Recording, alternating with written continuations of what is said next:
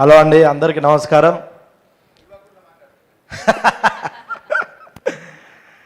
అంటే ఎక్కడో గోదావరి కానీ 2005 మా చెల్లె పెళ్ళి తర్వాత సరే సినిమాల్లో మన కిస్మత్ ఏంటో చూద్దామని బయలుదేరిన. 2006 2007 జగడం. అప్పటి నుంచి తాగుబోతు రమేష్గా నా కిస్మత్ ఏందో మీ అందరికీ తెలుసు.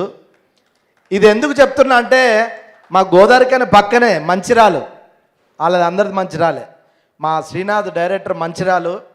నాకు 10 సంవత్సరాల నుంచి తెలుసు అన్న. ఇక్కడ ఇప్పుడు డైరెక్టర్ అయిండు, నాకు మంచి క్యారెక్టర్ ఇచ్చాడు. ఈ సినిమా తర్వాత మీ కిస్మత్ కూడా అద్భుతంగా ఉండాలని మనస్ఫూర్తిగా కోరుకుంటూ, ఇంకా అవసరాల శ్రీనివాస్ అన్న గురించి చెప్పక్కర్లేదు. ద గ్రేట్ రైటర్, డైరెక్టర్ చెప్పద్దా, గొప్ప రచయిత, దర్శకుడు, గొప్ప నటుడు. అట్లాగే మా అభినయ్ బ్రో మస్తు ఉంటుంది, నీది కూడా చూస్తున్నా. నువ్వు అసలు డైలాగులు చెప్తే చాలన్నా థియేటర్ గొల్లుమంటుంది.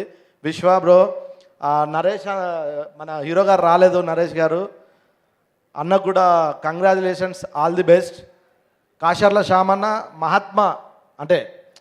మహాత్మ టైంలో నేను కృష్ణవంశీ గారి దగ్గరికి ఆడిషన్కి వెళ్ళే ముందు కాశర్ల శ్యామన్న వాళ్ళ బృందంతో లోపలికి వచ్చి ఒక సాంగ్ సెలెక్ట్ అయ్యి వెళ్ళిపోయాడు.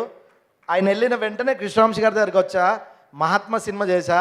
అప్పటి నుంచి కాశర్ల శ్యామ్ గారి కిస్మత్ మామూలు కిస్మత్ కాదు, సందర్భం వచ్చింది కాబట్టి చెప్తున్నా.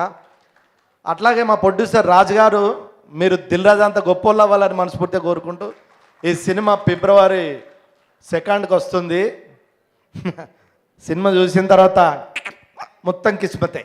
Thank you. Thank you Ramesh గారు, thank you so much. Yes, actually సినిమాలు చూసే ప్రేక్షకుల ఆడియన్స్ కిస్మత్ చాలా బాగుంటాయి. ఇప్పుడు వచ్చే వాళ్ళందరూ, మాట్లాడే వాళ్ళందరూ ఆ సినిమాలో నటించడం జరుగుతుందన్నమాట. ఎందుకంటే చాలా బాగా యాక్ట్ చేసే యాక్టర్స్ అందరూ కూడా ఈ చిత్రంలో ఉండడం జరిగింది.